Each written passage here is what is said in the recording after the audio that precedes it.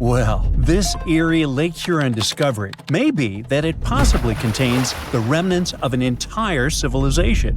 Whoa, wait, sounds like Atlantis, right? Well, not exactly. But if there really had been an ancient underwater civilization here, it must have been a pretty advanced one. Around 10,000 years ago, two sharp glassy flakes broke off a stone tool and landed on the ground unnoticed. They stayed buried there for thousands of years, until 2013. Then scientists pulled up a small chunk of mud, about the size of a milk carton, from the bottom of Lake Huron, 100 feet underwater. Inside the mud, they found those same two flakes made of obsidian, a shiny black volcanic glass that forms when lava cools quickly. After careful testing, they realized these flakes came from Central Oregon, which is quite a distance, about 2,500 miles away. They found this prehistoric Great Lakes site on the Alpena Amberley Ridge, an underwater landform that once connected what's now Michigan and Ontario. Back then, it was dry land.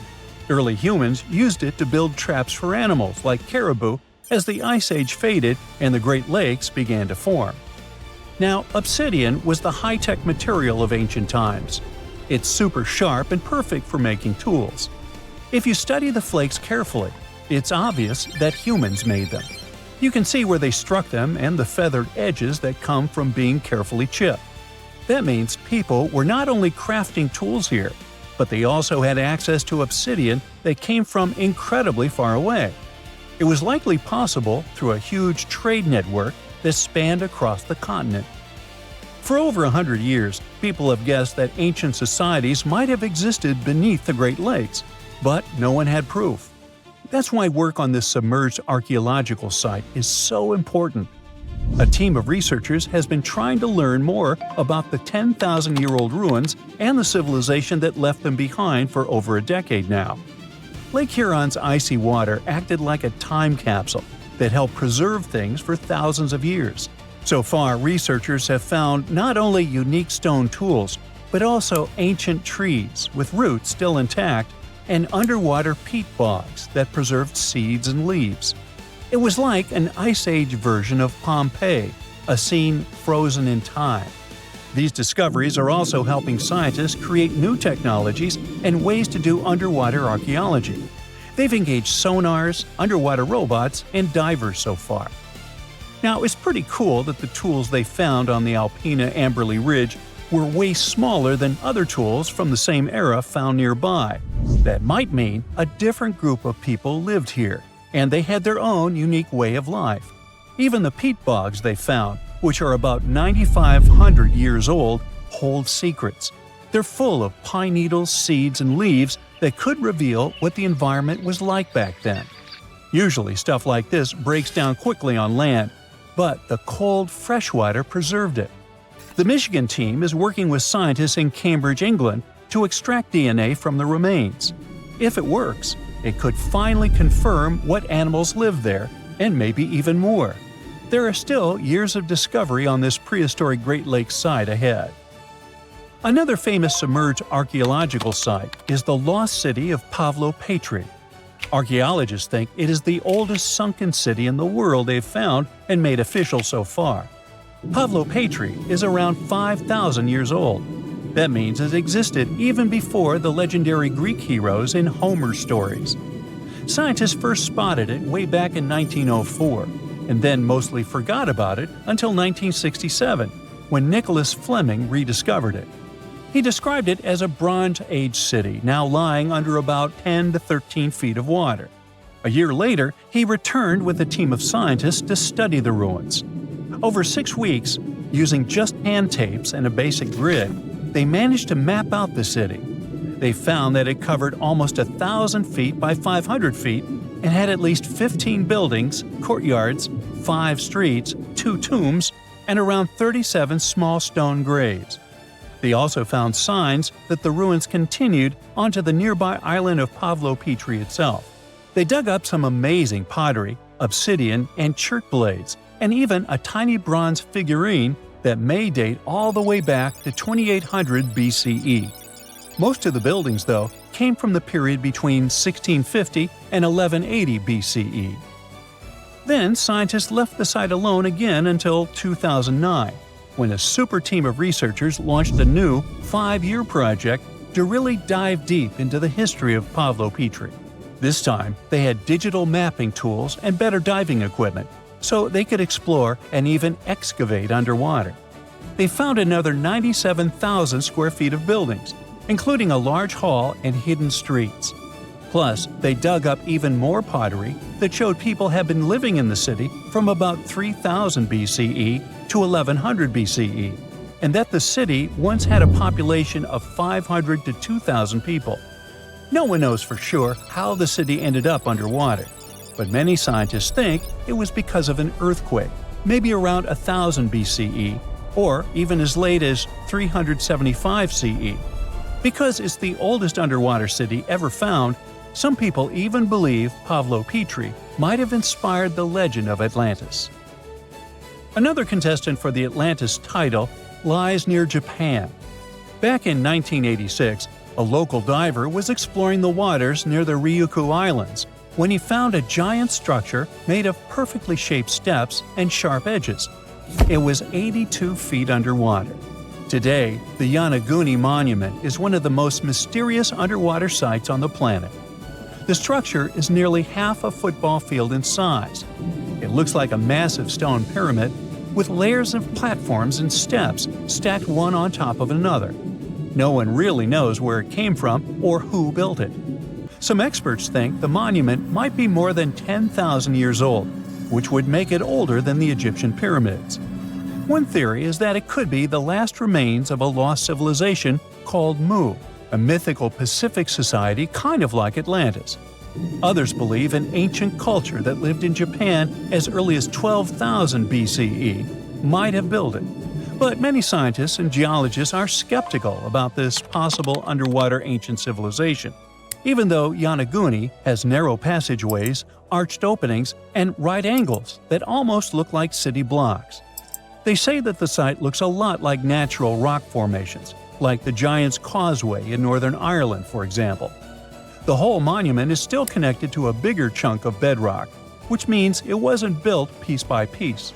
And the way the layers of rock are stacked probably has more to do with earthquakes and tectonic movement. It's located in the very active Pacific Ring of Fire. One marine geologist kept going back down there, and every time he found something new. He says he spotted tool marks in the rock, symbols carved into stone faces, and even rock formations shaped like animals. He believes these carvings point to a culture that came from mainland Asia. He said he had identified 10 different structures off Yanaguni, including a ruined castle, a triumphal arch, 5 temples, and even a huge museum. These buildings seem to be connected by roads and channels, and some parts are surrounded by what could be giant stone walls. The explorer believes the city is at least 5,000 years old, based on stalactites found in underwater caves nearby, which would have only formed after the caves flooded. His supporters say they have never seen an earthquake create shapes like this, above or below water. But skeptics blame it all on erosion and insist that whirling underwater currents and sea creatures left holes in the rock. Now, if you want to form your own opinion about it, the spot is open for visitors, and it's definitely a super fun diving experience. The lost city of Atlantis may have actually been found. No, really.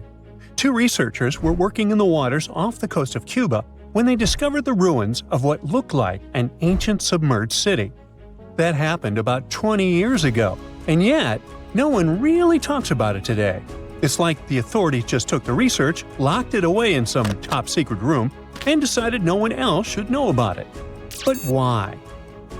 Well, I'm going to tell you. Back in 2001, Paulina Zalitsky, a marine engineer, and her husband, Paul Weinswig, were hired to explore the waters off Cuba's western coast. They had 2 main objectives: to search for old shipwrecks, possibly hiding treasures like gold and jewels, and to locate valuable oil and natural gas deposits deep underwater. They were using a sonar. Basically, this equipment is like a sound-based radar. It sends out sound waves underwater, and when those waves hit something, like a sunken ship, they bounce back.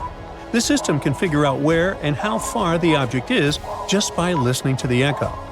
So the couple was scanning the seafloor with this equipment more than 2,000 feet below the surface. And then, out of nowhere, they found something way more interesting than gold or oil. They found stones. Not just any stones. I'm talking huge, perfectly arranged stones. Kind of like a mini version of the pyramid at Chichen Itza. Or even better, like a bunch of tiny submerged Chichen Itzas. Yep, they saw that. Or at least, they think they did. The thing is, sonar doesn't work like a camera. It definitely doesn't record video or take actual pictures underwater. What it does do is create images using sound.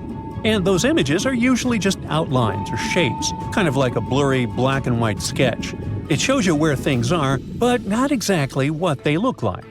And that's exactly what happened back then. The equipment started producing images of these perfectly organized stone structures. And it really looked like some kind of urban development. I mean, the site was just too organized, too symmetrical to be just random rocks. But it sounded too good to be true.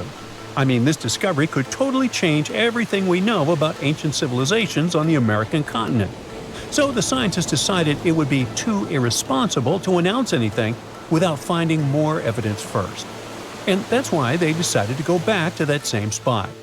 This time, they sent down an underwater remotely operated vehicle to actually see what was going on beneath the sea. See? This robot was basically an underwater cameraman. And yep, it confirmed it.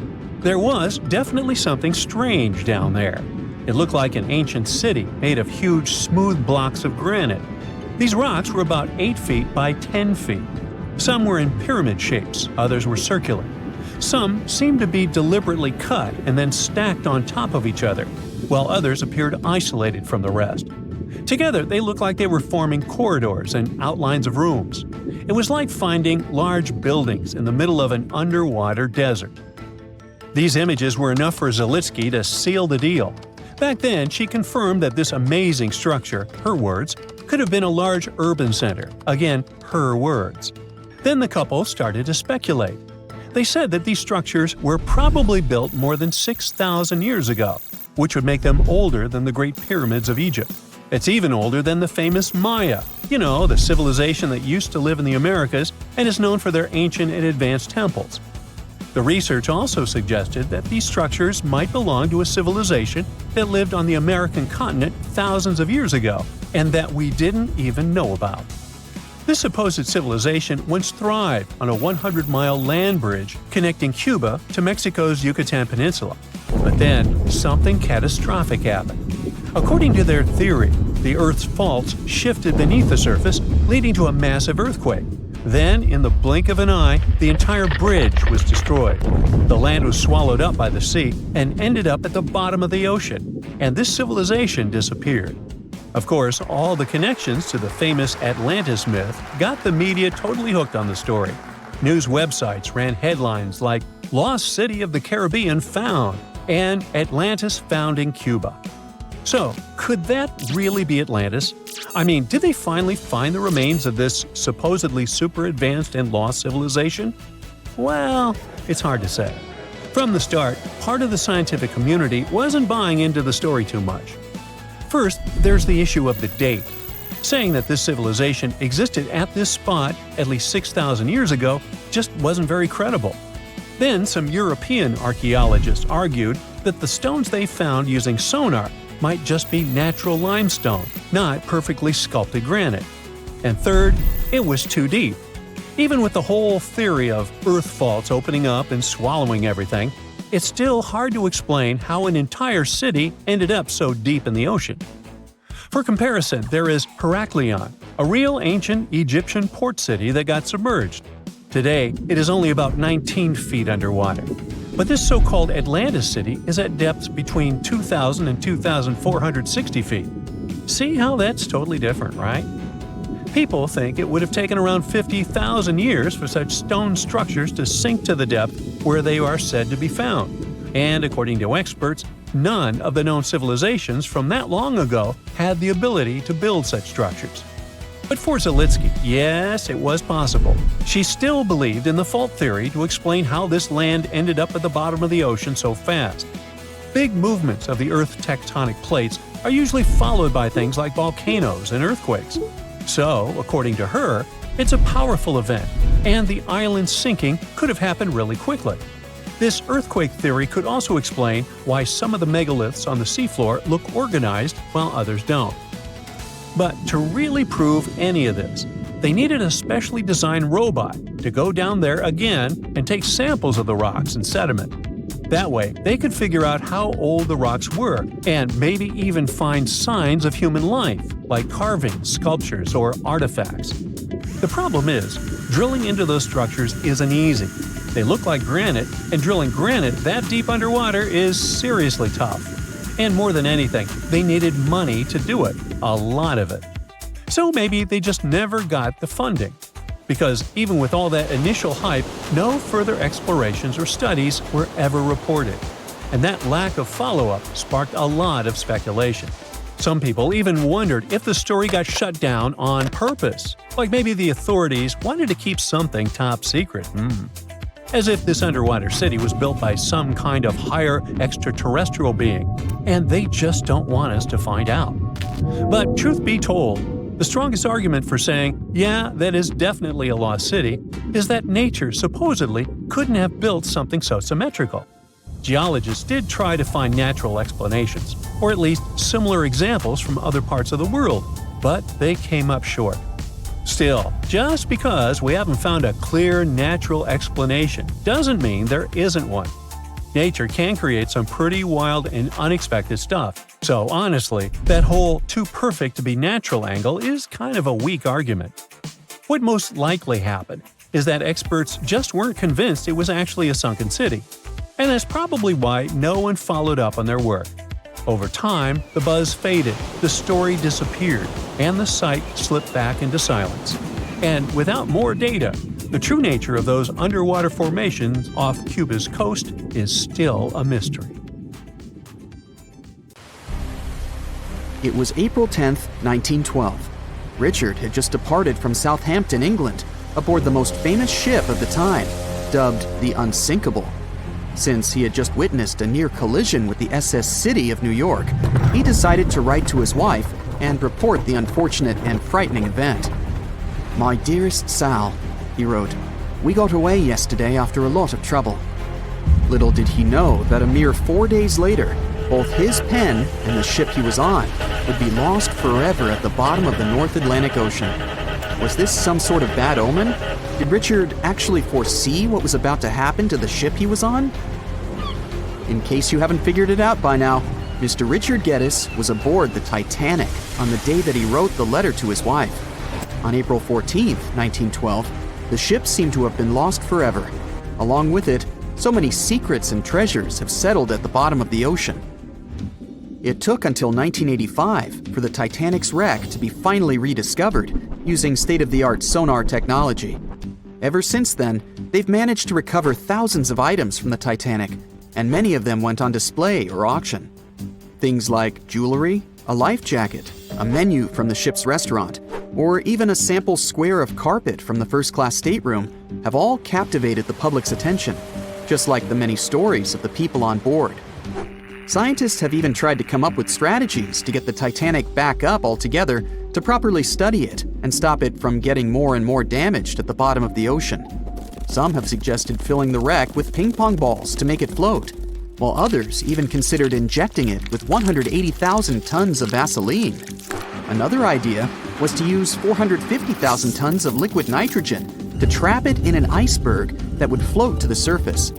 But they eventually had to let go of all these potential strategies since the Titanic is way too fragile to ever be recovered.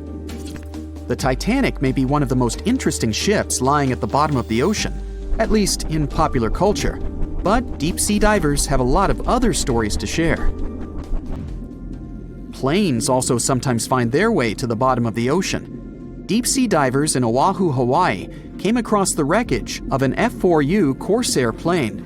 It seems to have crashed into the ocean in 1946, as it didn't have sufficient fuel.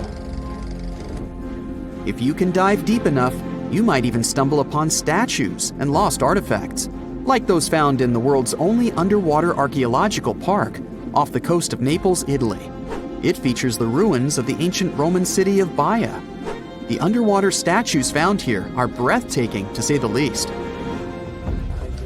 In an ironic twist of events, some of the equipment we intended to use to get us to the moon was lost at the bottom of the sea for a very long time. But how did that happen?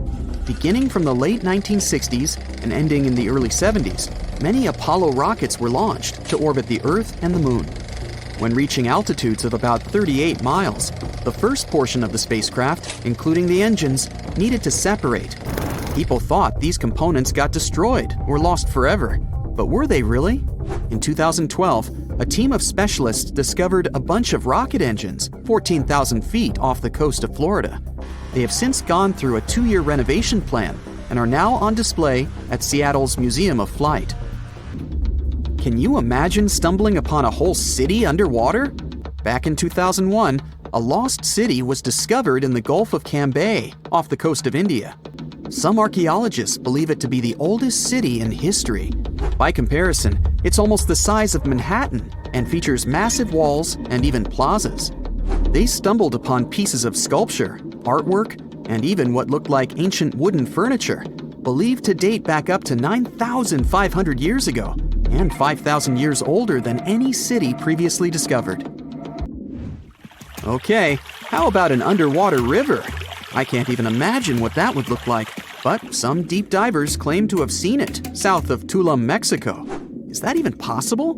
Well, not really, since the Cenote Angelita Cave is not a true river, but a very special type of optical illusion. It's formed by a halocline, meaning a cloud of hydrogen sulfide at the bottom of this underwater cave. Turns out you can actually swim right through this cloud, which makes you feel like you're swimming through a flowing body of water. Not all things discovered underwater are inanimate objects. Some of them are actually quite scary sea creatures. A jellyfish might not be on your list of things to look out for if you can avoid the stings. But this giant one, also known as a lion's mane jellyfish, is the largest known species of its kind. In all fairness, you'll only uncover it if you happen to dive into the waters of the Arctic, Northern Atlantic, and Northern Pacific Oceans. You surely won't miss it, since it stretches across 120 feet from the top to the bottom of its tentacles. When it comes to deep-sea diving, a lot of people are looking to discover some lost treasure. One diver was lucky enough to have hit the literal jackpot when he came upon nearly $1 million worth of treasure on the bottom of the seabed. That was back in 2015, when this lucky diver was swimming just off the coast of Florida. What did he find, you might ask? Well, about 51 gold coins, 40 feet of gold chain, and a rare single coin that was tailored for the King of Spain, Philip V. Speaking of people looking for lost treasures, divers also sometimes found pirate ships. They discovered one of these pirate shipwrecks in 2015 off the coast of Colombia. It dates back to the 18th century.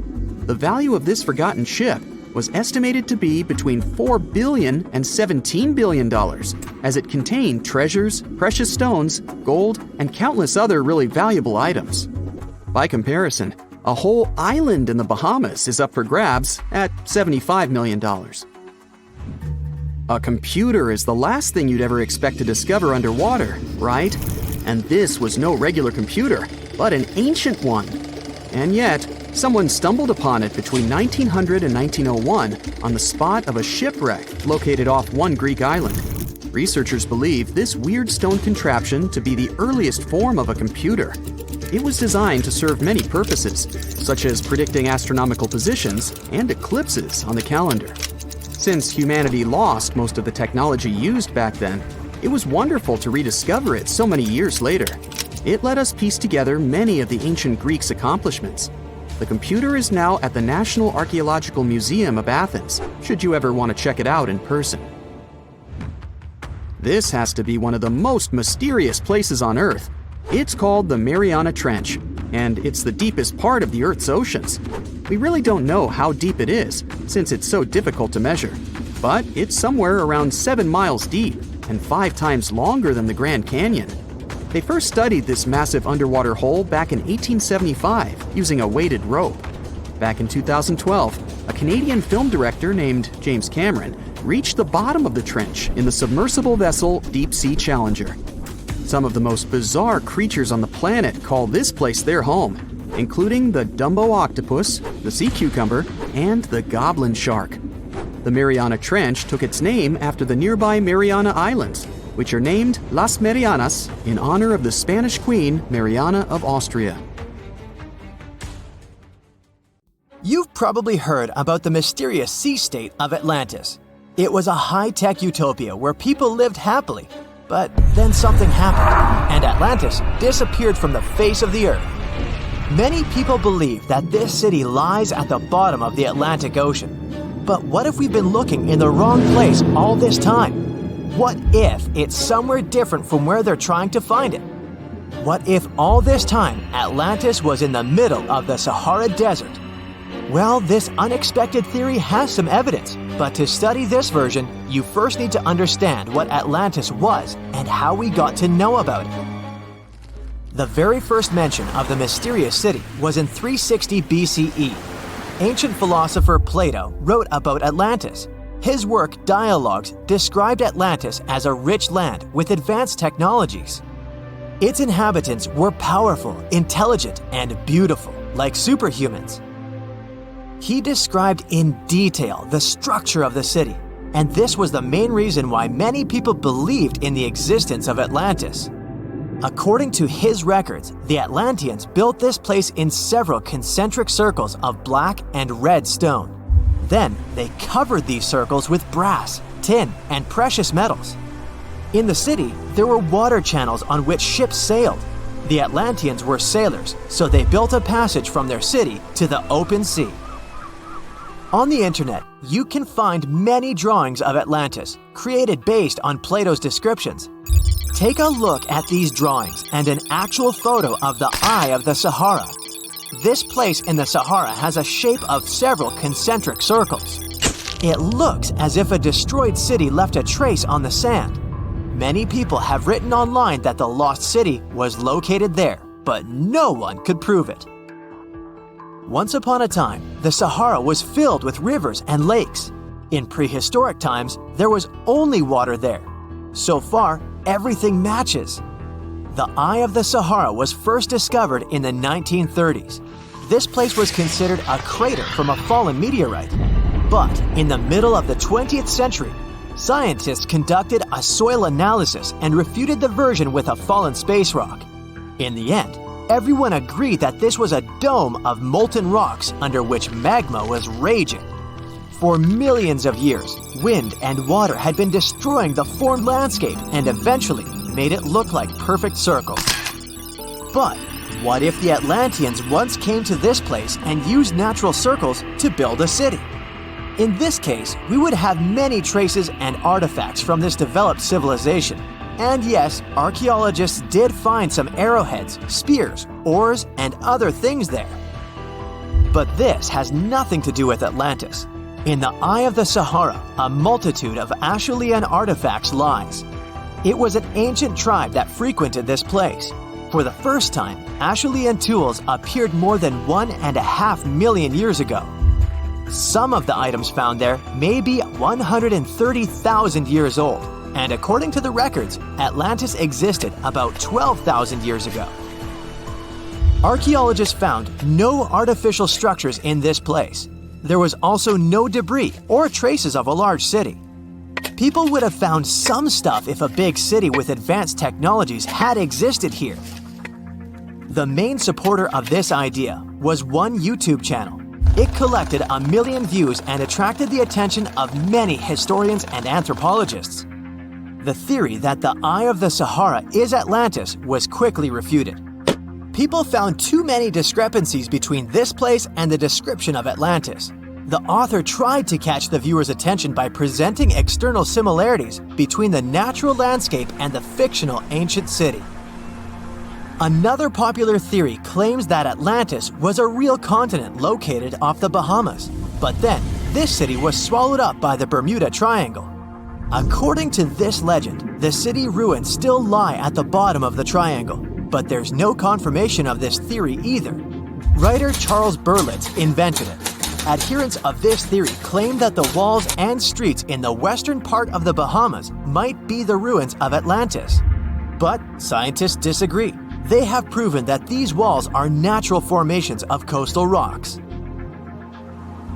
There are also rumors that the story of Atlantis was inspired by an actual historical catastrophe, the Black Sea Flood. This is the Bosporus, a strait in Turkey connecting the Black Sea and the Sea of Marmara. Around 5600 BCE, the Black Sea was twice as small as it is now and had many cities on its shores. Unfortunately, a huge flood destroyed this flourishing civilization. Within a year, cities descended underwater, and surviving inhabitants moved to foreign lands and spread stories about the flood. Maybe these stories inspired Plato to come up with Atlantis. In the 1950s, people came up with another version. Atlantis was the continent that is now Antarctica. Tens of thousands of years ago, a warm continent with a developed city shifted to the northern part of our planet because of the movement of Earth's crust. The Atlanteans couldn't adapt to the cold conditions, and Atlantis was covered with a thick layer of ice. This theory was refuted when scientists began studying the tectonic plate's nature. It turned out that Earth's crust couldn't have moved such a huge continent as Antarctica. The tectonic plates don't behave this way at all. But the main question is, was Atlantis real? No one had described it before Plato. Perhaps the philosopher came up with it.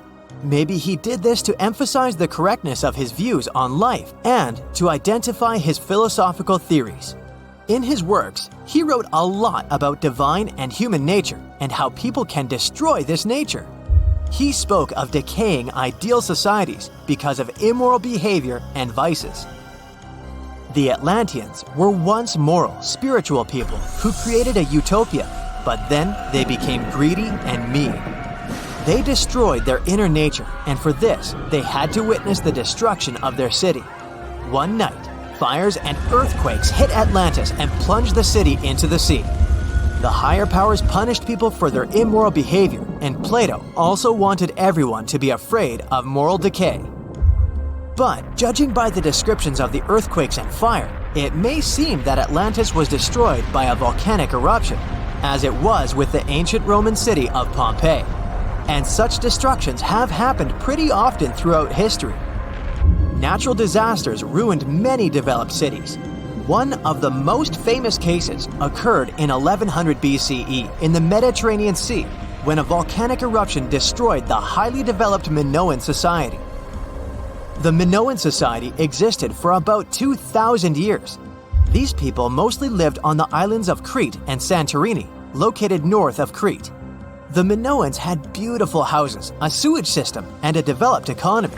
They were engaged in agriculture, grew fruits and vegetables, painted frescoes, and made jewelry. They were the first people to found the thalassocracy, an empire based on the sea. They lived off of fishing, piracy, and maritime trade. At the time, they performed cruel rituals, and their way of life was far from moral. They were used to earthquakes on the island of Santorini, so they reinforced the walls of the city with wooden beams, but they didn't know what a volcanic eruption was. And when the sulfur smell appeared in the air, they didn't suspect the impending catastrophe. When the volcano spilled out tons of lava and ash, all the residents of Santorini abandoned their homes and tried to escape, but they couldn't. The eruption and earthquake triggered a tsunami. A large wave flooded the coastal part of the island of Crete. This hit the economy of the Minoans hard and destroyed their port harbor. Then, foreigners attacked Crete and finally destroyed the developed civilization. Some historians think that Plato could have referred to the Minoan Empire when describing Atlantis. Using their example, he showed how immoral actions could destroy people. Rekhat structure is a giant formation in the Sahara that looks exactly like a giant bullseye. It's so wide that you can see it from space. Even the CIA got interested in it. In 1965, they planned a flyover looking for geomagnetic anomalies. The findings are still classified. Perhaps the theories are true. and this place is truly the lost city of Atlantis. Now, Atlantis supposedly sank beneath the waves, but recent discoveries are pointing us in a different direction. This is an ancient story that goes far back in time, and Plato was the first to mention it. The place had loads of greenery and a curious structure: 3 concentric circles of land surrounding 2 circles of water. 2 key quotes from Plato's writing suggest that Atlantis might not have been a typical island in the middle of the ocean. Plus, Atlantis had a major influence from Africa and Europe, challenging the idea of it being in the Atlantic. It turns out that the Eye of the Sahara and Atlantis look alike. When astronauts saw the Eye of Sahara from above, they initially suspected a meteorite impact crater, but the rings of the structure matched the layout described of Atlantis. More importantly, the Sahara wasn't always a desert. It turned from a tropical region into a desert around 11,000 years ago. Researchers found evidence of a massive river called the Tamaracet that could have sustained a community. This river flowed toward the Rikat structure, aligning with Plato's description. The Trans-Saharan Seaway ran through the Sahara 50 to 100 million years ago. The sea allegedly destroyed Atlantis around 11,500 years ago, likely due to a rapid rise in sea level caused by the end of the Ice Age. NASA's worldview imagery shows patterns consistent with this theory. Those concentric rings might be a key to unlocking the secrets of our planet's evolution over millions of years. They're shaped by erosion on resilient rock layers, creating a spooky pattern of ridges and troughs. The central peak stands proud at 1,300 feet. The central part has undergone a significant erosion makeover, revealing a circular structure with a raised peak. Unlike impact craters, the Eye of the Sahara flaunts a striking balance and symmetry. Some say it results from rock uplift, sculpted by wind and water. Others think it's an ancient anticline, eroded to reveal its concentric glory.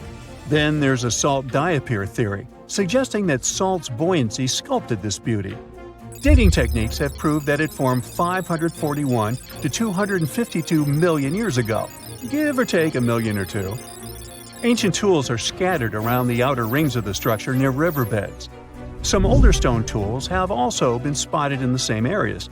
And still, even though some spear points from the Neolithic period have been found, there aren't many signs that people were living there back then.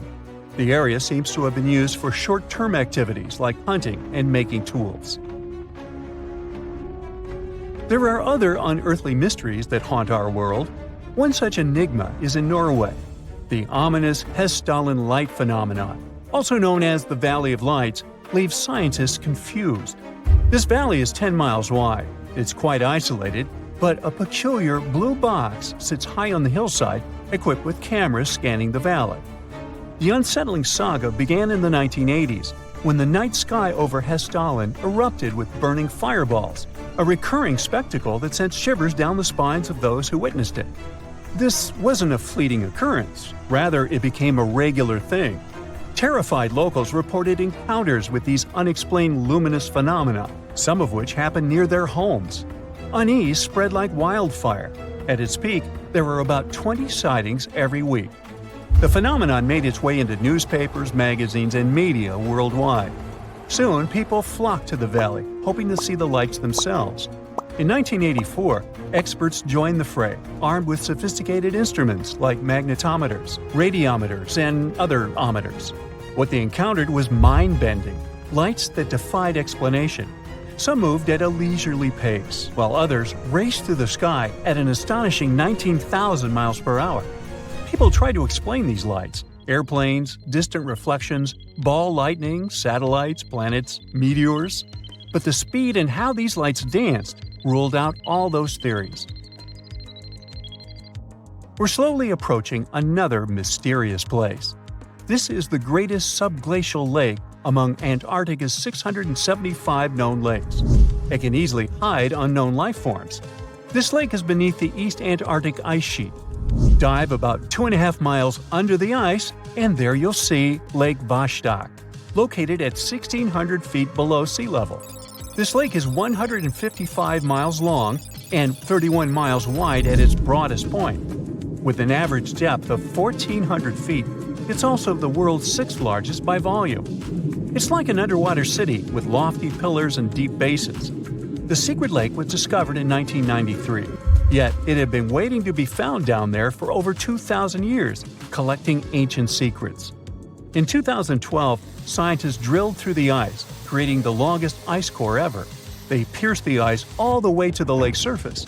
The year 2013 brought an unexpected twist when the tranquil waters erupted during the extraction of an ice core, mixing with drilling fluids. Then they got a pristine water sample in 2015. Some believe there might be previously unknown life forms down there, since it's a fossil water reserve that's been untouched for millions of years. That could be a lot like those speculated ice-covered oceans on moons like Europa and Enceladus. It all started with a theory in the 19th century, suggesting fresh water lurking under Antarctic ice sheets. Then, in 1955, seismic soundings hinted at a subglacial lake, and by the 90s, satellite data confirmed Lake Vostok's existence. Now, Lake Vostok isn't alone. In 2005, they found an island in the middle of the lake. Then, two smaller lakes joined the party. They suspect that a secret network of subglacial rivers might link these lakes. Now, very far away from Antarctica, in Venezuela, Catatumbo lightning presents a sinister light show at the junction of the Catatumbo River and Lake Maracaibo.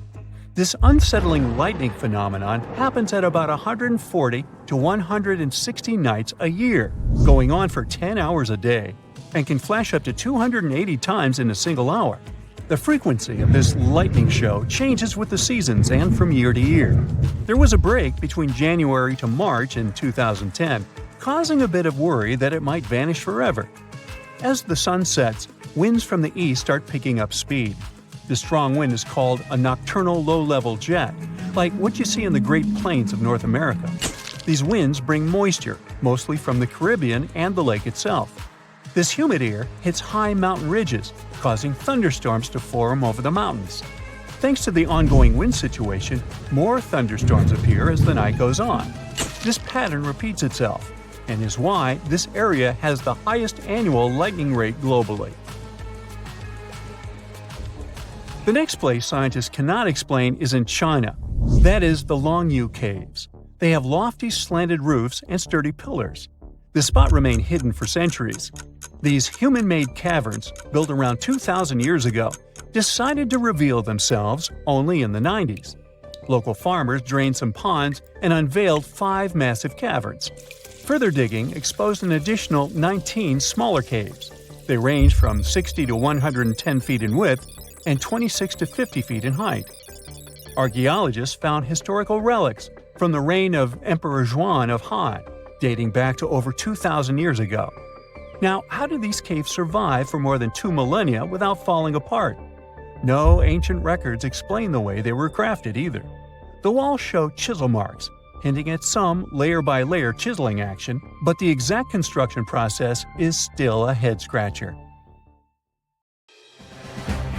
Hey now, get ready to dive into the Sea of Mysteries, also known as the Black Sea.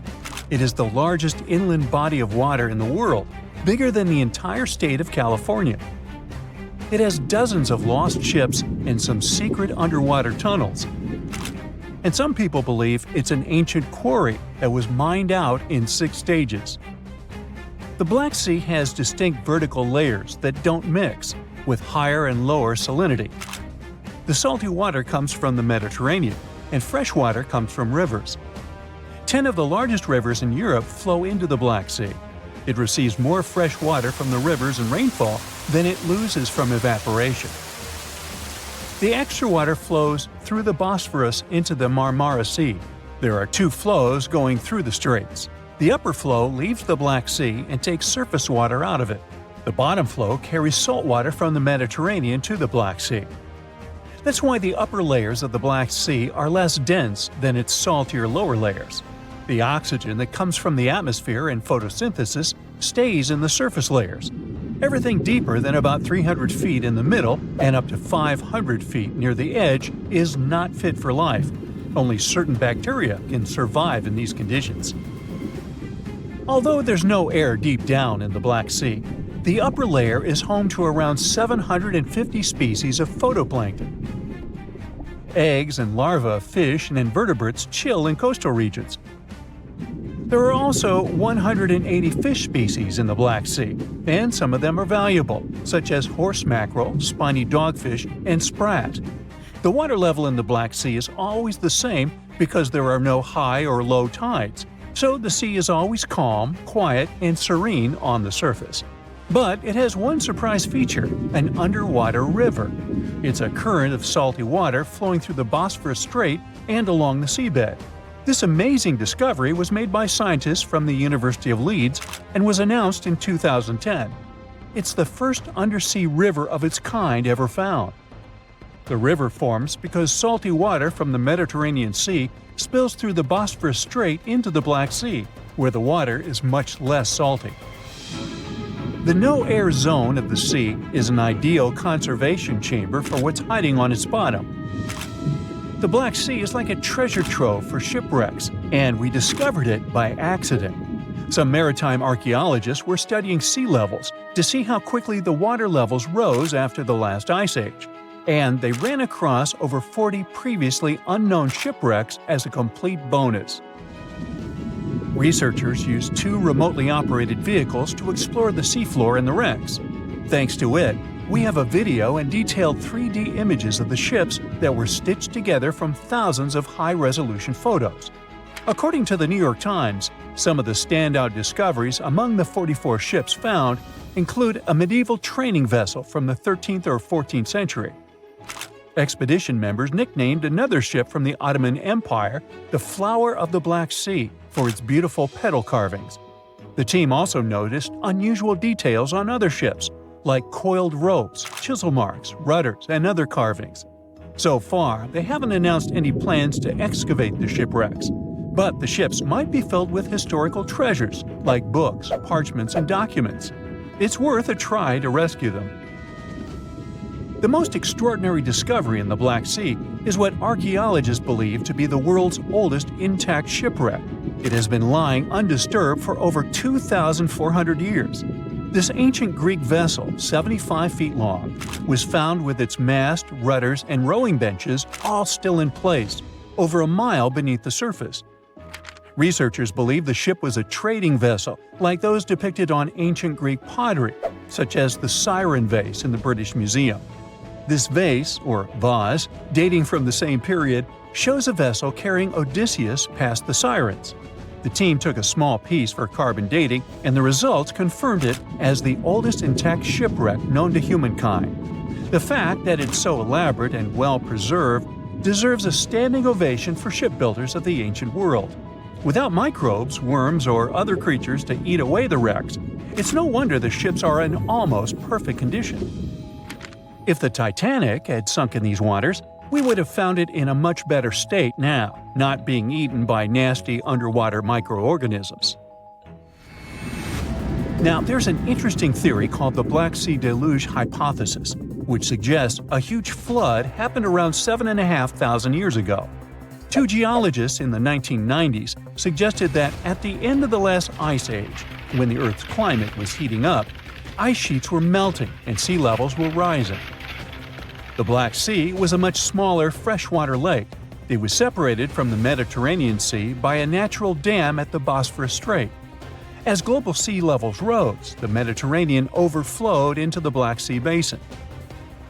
They suggest the sea level rose by 6 inches every day, flooded coastal settlements, and changed the environment for good.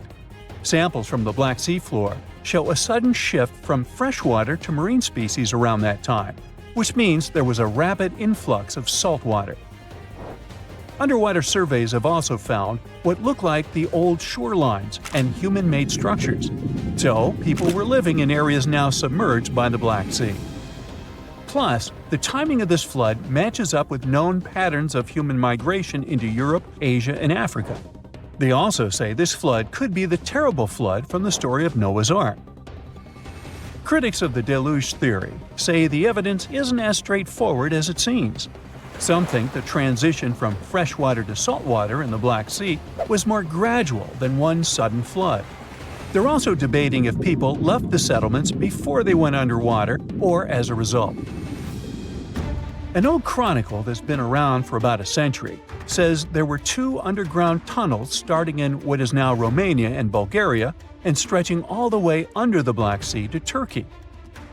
Back in the day, peasants used these tunnels to move their flocks of sheep to the Ottoman Empire and countries on the Asia Minor Peninsula. Who built these tunnels and why they run under the sea is a complete mystery. At some point, the entrances to these tunnels were sealed off for national security and were under tight guard. The security forces knew all about these massive tunnels and kept them off limits. In the 1980s, a group of people working on the Danube-Black Sea Canal accidentally found another entrance to these mysterious tunnels. This one was in a cemetery in a town of Romania. Canal workers used it to regularly cross over into Bulgaria. One more cool thing about these 2 tunnels is that some people think they were built thousands of years ago. If you ever try to dig a tunnel under the sea, you'll know how tricky it is even now with all the tech we have. So if the tunnels are really that old, whoever built them was super advanced for their time. Now, there's an urban legend that says that the Black Sea has its own version of the Bermuda Triangle. Fishers describe some wild whirlpool that appears out of nowhere and drags entire flocks of birds, ships, and even small islands under the sea. And once, things got even wilder with a ship that vanished under weird conditions in 1944. It was during daylight, and some black fog with green flashing sparkles suddenly surrounded the vessel. No one has ever seen it since, and no one knows for sure if the story is true. But it sure adds a spooky touch to the mysteries of the Black Sea. Ever since Plato wrote about the allegory of Atlantis, humanity has been fascinated with the possibility of the discovery of a thriving underwater civilization. Fancy joining me on a trip to a few historic underwater sites? Let's see what we can find out about ancient civilizations. The first one on our list is what is being called the underwater Stonehenge. Scientists have recently discovered a mysterious pile of cairns that stretch for miles under the shimmering waters of Lake Constance at the borders of Switzerland, Germany, and Austria. Archaeologists began to explore the site back in 2015, and they haven't been able to understand yet what it was actually used for. What they do know is that there is a 12-mile line of 170 human-made stone cairns under Lake Constance. Scientists say this was most likely the result of a combined work of several villages. The cairn site was probably used for some collective purpose. The formations are huge. Some of them are several dozen feet wide. The most amazing discovery so far is that the site dates back to around 5,500 years ago. Now, what were we humans doing back then? We were living in the prime years of the so-called Stone Age. We were beginning to make artifacts from stone and use them to hunt and eat. Can you imagine what a knife and fork might have looked like back in those days? It's no coincidence that scientists call this site the underwater Stonehenge, though. Both sites are believed to have been built around the same period of time. You see, Stonehenge dates back to around 3100 BCE. Both sites carry the distinct characteristic of stone monuments built in a circle. Not to mention the fact that scientists also haven't figured out why on earth our early ancestors would feel the need to build a monument such as Stonehenge. Well, the mystery of Lake Constance hasn't been solved yet. Who were the Neolithic people from this area? And for what purpose did they go through such an amount of work and effort to build this huge stone site? Next, we're taking you on a tour of the Ryukyu Islands just off the coast of Japan. You're diving deep down to an archaeological site. But I should warn you, the waters of the Pacific Ocean are far from smooth. It doesn't take long before you see a huge structure, thanks to the sunlight shining down on the seabed. At first, it looks like Machu Picchu's ruins located across the globe in Peru. As you approach the site, you slowly figure out its forms. A pyramid-shaped structure, arches, staircases. It's something that could have easily been a palace or a castle. Could this be a sign of human activity? What you've just seen is known today as the Yanaguni Monument. It also goes by the name of Japan's Atlantis. The entire monument is about the size of 5 soccer fields and the height of a 5-story building. Its most surprising feature is its expanse of terraces. Explorers and scientists believe that Yonaguni might be 10,000 years old.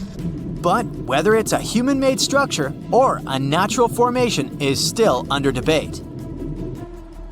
For Japan's top marine geologist, Professor Masaki Kimura, Yonaguni is the heritage of a lost civilization.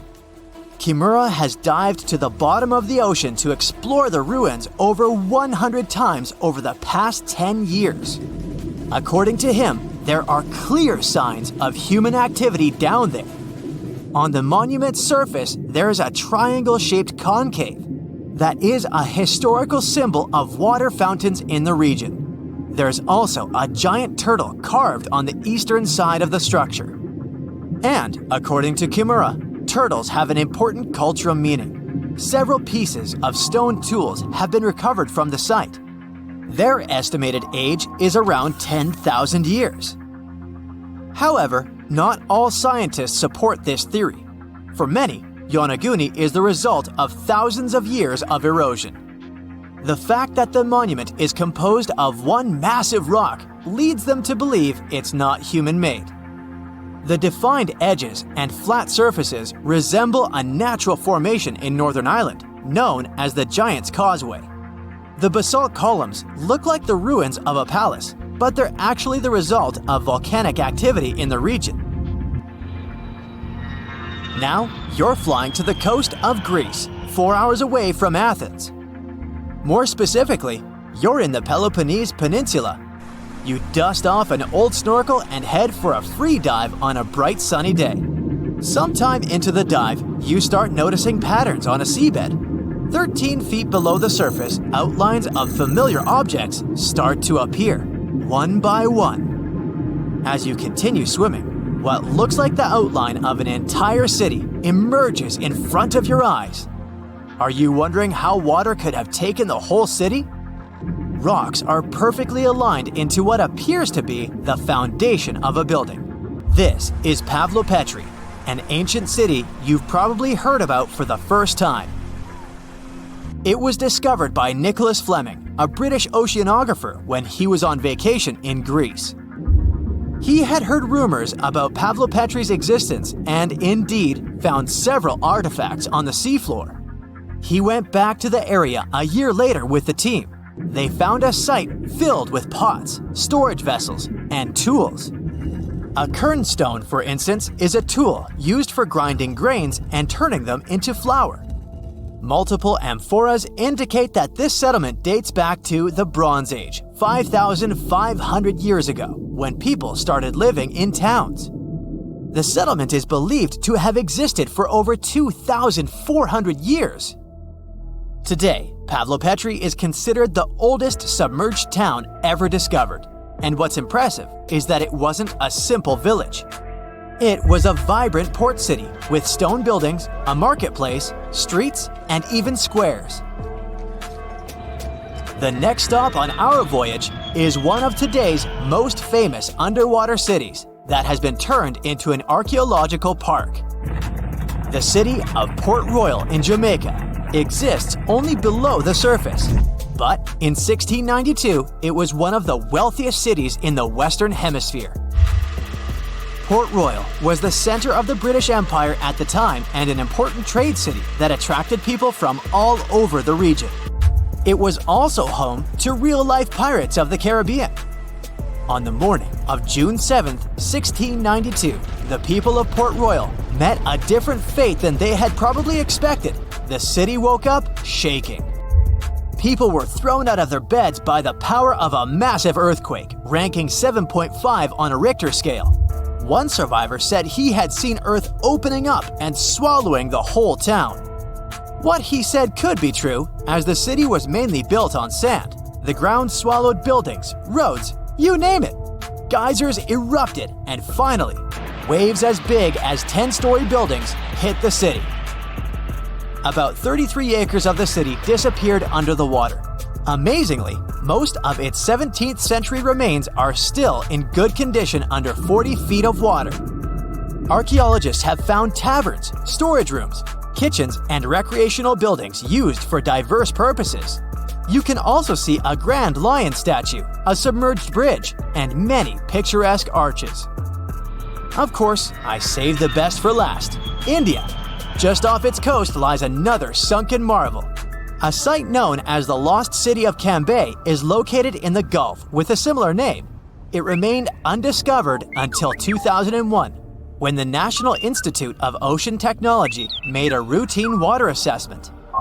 With the help of sonar technology, which sends a wave sound to the bottom of the sea, they found something far beneath the surface.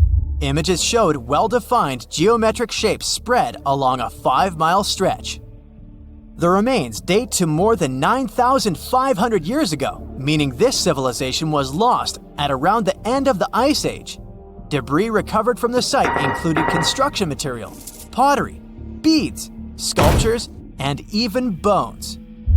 Scientists argue whether these artifacts are indeed from the site, but if they truly are, then the lost city of Cambay might be the oldest civilization in the world. Antarctica, a snowy world of about minus 46 degrees Fahrenheit, covered in ice for millions of years. But it wasn't always this way. Scientists just found something buried deep beneath the seafloor that shouldn't exist: tiny golden droplets of amber. This means that Antarctica was once teeming with life and thick with trees. But something happened to it. Something that could reshape the way we see our own future. Antarctica has been a land of howling winds for millions of years. No tree can grow here today. But scientists who studied those lands decided to drill deep beneath the Antarctic surface. They went thousands of feet below the ice, pulling up ancient layers of sediment. And there, trapped in time, they found tiny pieces of golden amber. Amber is basically fossilized tree resin. It's found all over the world, often with perfectly preserved pieces of ancient life. Insects trapped mid-flight, pollen frozen in time. Entire tiny ecosystems can be locked inside golden droplets. In every continent, but not in Antarctica. Until now. They discovered tiny specks from 0.5 to 1 millimeter in size, smaller than a grain of sand, but with huge significance. This droplet had once oozed from the bark of a tree about 90 million years ago. What's even wilder, amber is only produced by certain types of trees, the ones that grow in humid, temperate rainforests and jungles. That's when the realization hit. Antarctica used to be a rainforest. Those tiny flecks of amber, clearly seen only under a microscope, tell us a vivid story of a living and breathing ecosystem. Around 90 million years ago, during the Cretaceous period, when dinosaurs ruled the Earth, Antarctica could have been covered in lush, swampy forests filled with towering conifers, ferns, and ancient plants. Some of the fragments showed signs of damage. That means the trees that produced them had been injured, perhaps by wildfires or parasites. Though despite that, and despite the fact it spent millions of years on the seafloor, this amber was almost perfectly preserved. Solid, transparent, and free of cracks. Normally, amber buried under extreme pressure and heat just crashes over time. But this piece, it survived. That means other pieces could survive as well, and we might find more of them on the ocean floor. But this wasn't the first sign that Antarctica had once been a different place entirely. It started in 2017.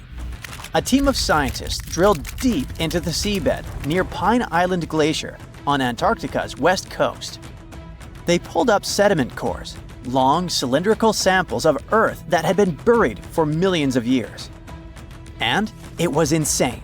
Inside these layers, they found fossilized roots, pollen, spores, traces of an ancient forest that had once thrived here. And that's exactly what they'd been studying ever since then. In order not to damage anything, they had to spend years of hard work, breaking down the sediment into thousands of tiny pieces and scanning them all under fluorescent microscopes. The same team also found another piece of the puzzle back in 2020. They found more sedimentary samples from the ocean floor that pointed to a land of dense trees, rivers, and wetlands.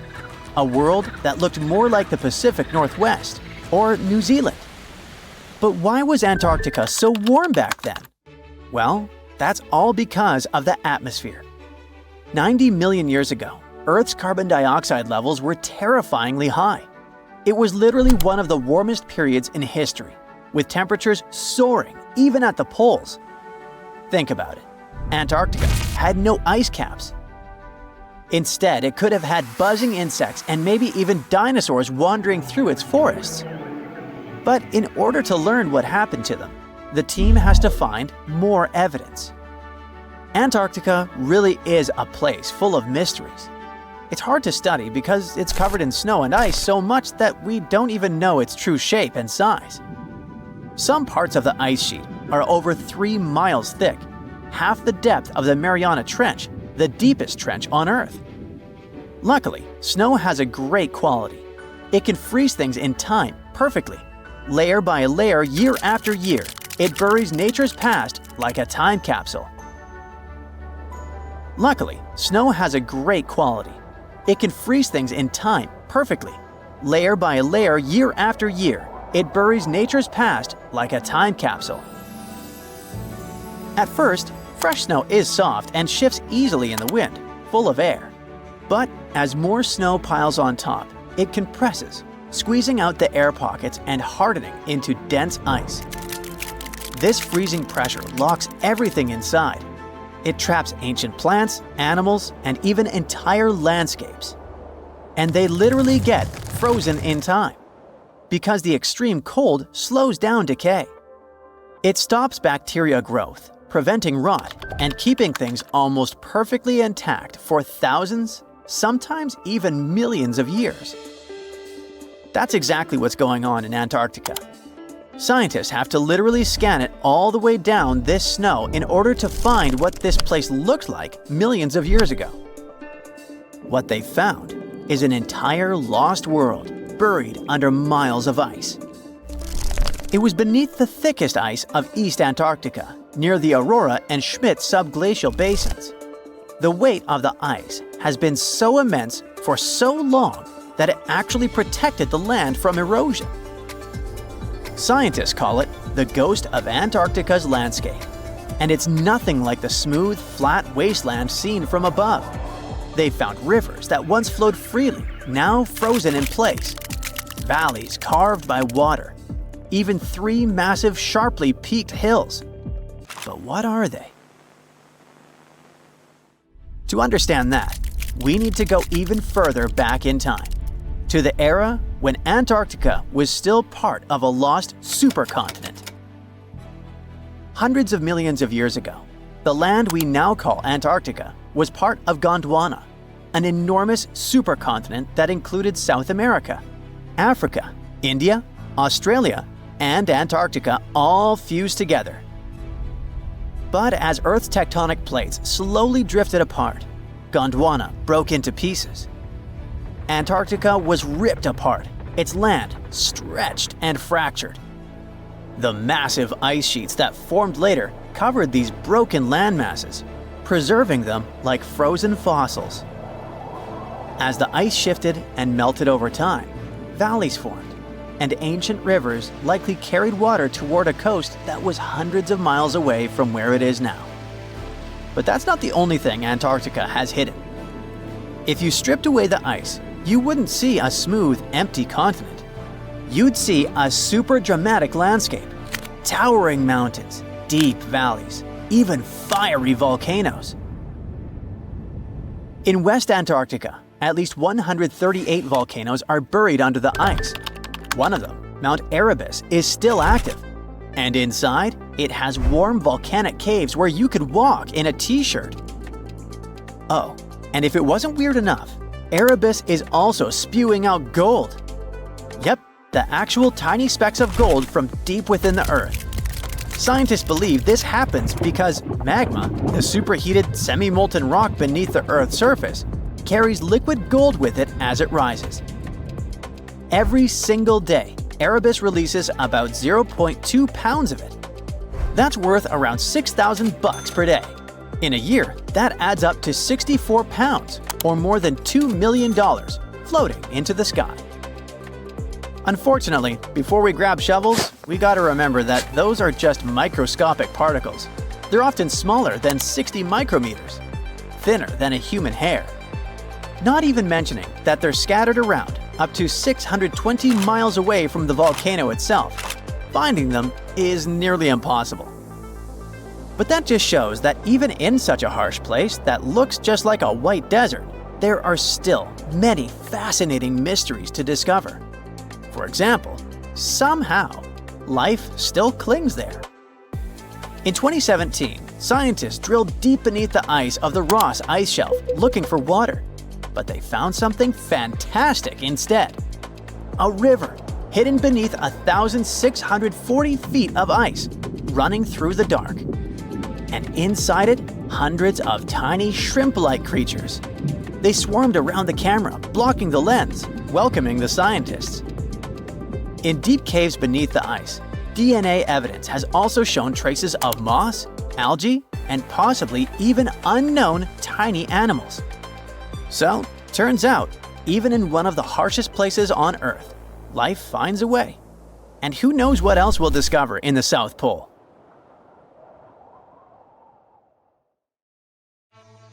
It's like archaeology woke up recently and decided to spice up the news with its history-changing discoveries. From unearthing dinosaur fossils in peaceful Iowa to translating bad news from ancient Babylonian texts, history is revealing its secrets like never before. When Mount Vesuvius erupted in 79 CE, it froze the town in time. Some of the most famous discoveries were heartbreaking, like a mother wearing a golden bracelet, holding her child, or two sisters hugging in fear. At least that's what scientists thought. In 2024, advanced DNA tests shattered these long-held beliefs. The mother from the House of the Golden Bracelet was actually a man wearing a fancy 30-carat bracelet, and the child wasn't even related to him. As for the two sisters, DNA revealed one was actually a man, while the other remains a mystery. Some speculate they were lovers, but the truth is still buried in time. Speaking of rewriting history, another shocking revelation comes from ancient Babylon. Recently, archaeologists translated 4,000-year-old texts that turned out to be heralds of terrible news. These specific texts that were translated are believed to be from Sippar, a city near the Euphrates River in modern Iraq. They talked about lunar eclipses, which is when the Earth's shadow blocks the moon, and for ancient Babylonians, these were warnings. Eclipses could mean everything from floods and famines to chaos in the kingdom. But here's the interesting twist. Babylonians also came up with clever ways to cancel these bad omens, like calling in priests to perform rituals, or consulting oracles for advice. These ancient astrologers took their job seriously, since it wasn't just about stargazing. It was about keeping the kingdom safe. Augustus was the first Roman emperor, so we can say he was a big deal. Archaeologists have already found ruins of the villas where he partied, but now they think they've found his final resting place. In a place near Naples, they found an old structure buried under a villa. They found the equivalent of a modern heating system, something that was probably used to draw warm baths. They also found shelves filled with ancient jars, suggesting the site later became a temple. They're still not sure this was Augustus's last home, but if confirmed, this would be a big deal for world history. While ancient Rome is surprising us, the famous Nazca lines in Peru are also revealing hidden details. These massive geoglyphs, created thousands of years ago, have only been partially studied until now. Scientists trained artificial intelligence to help them scan 243 miles of terrain. With AI's help, they identified over 300 new motifs, including llamas, stick figure people, and strange heads. The algorithm, originally developed to decode charred scrolls from Mount Vesuvius, has doubled the number of known glyphs. The past is getting a serious digital upgrade. Meanwhile, in Bulgaria, archaeologists made a surprising discovery in a place few would expect: a sewer. In 2024, researchers unearthed a nearly intact 6.8-foot-tall marble statue of Hermes, the Greek god of travelers and trade, hidden beneath layers of soil. Experts believe it was placed there for safekeeping after an earthquake in 383 CE damaged the city's infrastructure. At that time, paganism was declining and Christianity was rising as the Roman Empire's official religion. Many pagan idols were being destroyed, but it seems some locals secretly preserved their deities by hiding them underground. Searching the bottom of the River Thames is probably worse than looking under your bed. The riverbed collects all kinds of discarded treasures, including a legendary typeface. In the early 1900s, two men created the Dove's typeface for printing books, but after a bitter falling out, one of them threw every single metal letter into the river. A century later, in 2014, a designer trying to revive the typeface began searching for the lost letters. In just 20 minutes, he started finding them. With the help of divers, more were uncovered, and today, some of the lost letters are on display in a museum. Not much goes on in Iowa, which is why finding a huge 13,000-year-old mastodon skeleton made headlines. In 2022, a researcher received a photo of a massive femur believed to belong to a prehistoric animal. It took 2 years to secure funding for excavation, but in 2024, archaeologists finally dug in. After 12 days of work, they uncovered a well-preserved mastodon skull, the first ever found in a Midwestern state. This discovery would make Indiana Jones jealous, especially since it happened in Petra, the ancient Jordanian city featured in one of the movies. Archaeologists uncovered a 2,000-year-old chamber beneath Petra's treasury, containing at least 12 skeletons, along with iron and bronze artifacts. The chamber, built by the Nabateans, sheds new light on their afterlife practices, which remain largely mysterious. One of the most intriguing finds was a ceramic chalice clutched by one of the skeletons. Back in Peru, archaeologists made a groundbreaking discovery that turned Peruvian history upside down: a female ruler. At the 1,600-year-old site of Pañamarca, scientists uncovered a throne room decorated with colorful murals. These murals depict women spinning and weaving, men carrying a crown, and even a crowned woman speaking to a birdman. The discovery suggests that Moche women weren't just spiritual leaders, but rather had real political power too. Tiny houses are mainly a modern thing, but archaeologists think they found one in ancient Pompeii. Unlike traditional Roman homes, which had grand atriums for entertaining guests, this house had none. But what it lacked in size, it made up for in artistry. Inside, scientists found a painted altar decorated with birds of prey, sparrows, snakes, and plants. The altar held ceremonial items like a lamp and an incense burner, still holding traces of fragrant herbs. In 2021, researchers scanning the Baltic Sea found a massive stone wall hidden beneath the waves. The Blinker Wall, stretching over 1.5 miles, could be Europe's oldest man-made structure. Sitting 68 feet below the surface, it's built from around 1,400 small stones placed between 300 giant boulders, some weighing up to 142 tons. Dating back over 10,000 years, the Blinker Wall predates Stonehenge and France's Karnak stones, meaning it was likely built when the area was dry land. Scientists believe it may have been a reindeer hunting tool, guiding animals into a lake where hunters could strike. Oh, and then there's the granite slab that was found in Egypt's Abydos area. At first, it was thought to belong to two important people from ancient Egypt, but a recent discovery showed it was actually part of the sarcophagus of Pharaoh Ramses II, one of the most famous Egyptian rulers. A researcher found a special engraving on the slab that had Ramses II's name on it. Ramses ruled Egypt a long time ago, and after he died, his tomb was looted, so his body and belongings were moved around a few times. This new discovery shows that after Ramses' tomb was robbed, some of his things were used again. The finding also teaches us that ancient Egyptian tombs were often looted, and the things in them were reused. Recently, something unexpected happened during a dig in Norton Disney, back in England. While searching for ancient coins and brooches, a volunteer from the Norton Disney History and Archaeology Group stumbled upon a mysterious Roman dodecahedron. This small hollow object, made of copper alloy with 12 pentagonal sides, was buried for 1,700 years, but was surprisingly well preserved. Though over 30 of these strange objects have been found in the UK, no one knows for sure what they were used for. Some think they might have been measuring tools or calendars, while others believe they were used for rituals. The Norton Disney Group thinks these dodecahedra were likely symbols for religious ceremonies, as many show no signs of wear from daily use.